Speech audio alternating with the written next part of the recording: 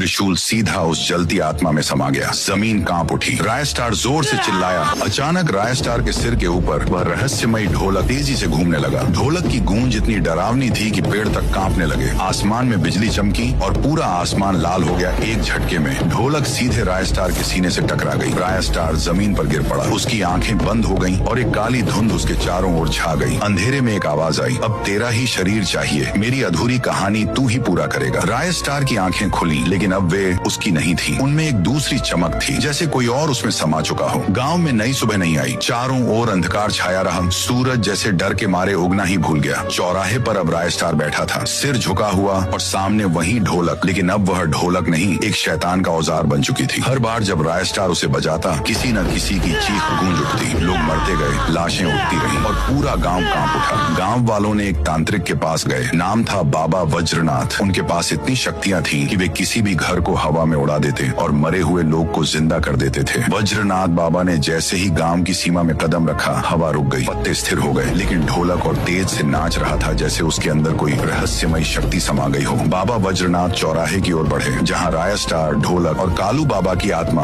अब एक हो चुके थे। बाबा वज्रनाथ गरज कर बोले, रणवीर, तेरा बदला पूरा हो चुका, हैरान, अब इस मासूम लड़के को छोड़ दे। ढोलक जोर जोर से बजने लगी। आसमान फिर से लाल हो गया। रायस्टार की आंखें जलने लगी और वह चीख पड़ा, मैं रणवीर हूँ, मुझे इंसाफ नहीं मिला, मैं मारा गया था, अब सब मरेंगे। बाबा वज्रनाथ जोर जोर से मंत्र पढ़ने लगे। हवा थम गई, पेड़ गायब होने लगे और घर हवा में उड़ने लगे। अचानक ढोलक एक तेज आवाज के साथ हवा में फट गई और उसके अंदर से निकला एक जलती हुई आत्मा। वह कोई और नहीं था, बल्कि रायस्टार था। वज्रनाथ ने तुरंत एक काले धागों वाला त्रिशूल निकाला और मंत्र पढ़ने लगे। ढोलक में से आवाज आई, मंत्र मुझे नहीं रोक सकते, मैं वो हूँ जो मौत के बाद भी जिंदा है। लेकिन जैसे ही मंत्र पूरा हुआ, त्रिशूल सीधा उस जलती आत्मा में समा गया। जमीन कांप उठी। रायस्टार जोर से चिल्लाया और बेहोश होकर गिर पड़ा। सुबह हो गई। सालों बाद गांव में धूप आई। चौराहा अब शांत था। रायस्टार की आंखें खुली। उसका शरीर थक चुका था, लेकिन आत्मा अब स्वतंत्र थी। ढोलक टूट चुकी थी। उसके टुकड़े जमीन पर पड़े थे, जैसे कोई पुराना शाप टूट गया हो। लेकिन उस रात गांव से कुछ दूरी पर एक छोटा बच्चा खेलते खेलते एक ढोलक का टुकड़ा उठा लिया और सीधे भागता हुआ घर गया। वो मुस्कुराते हुए बोला, मम्मी देखो मुझे क्या मिला है। माँ की आंखें फटी की फटी रह गईं। बेटा, ये तुमको कहाँ मिला? जल्दी इसे यहाँ से ले जाओ, वरना अनर्थ हो जाएगा। लेकिन अब बहुत देर हो चुका था। जैसे ही उसने उस टुकड़े पात उठाया, उसकी आंखें लाल हो गईं। अचानक उसके हाथों में अपने आप एक चॉकलेट आ गया और रहस्यमयी तरीके से उसके मुंह में चला गया। जैसे ही उसने सामने देखा, उसकी आंखें फटी की फटी रह गईं। ढोलक का टुकड़ा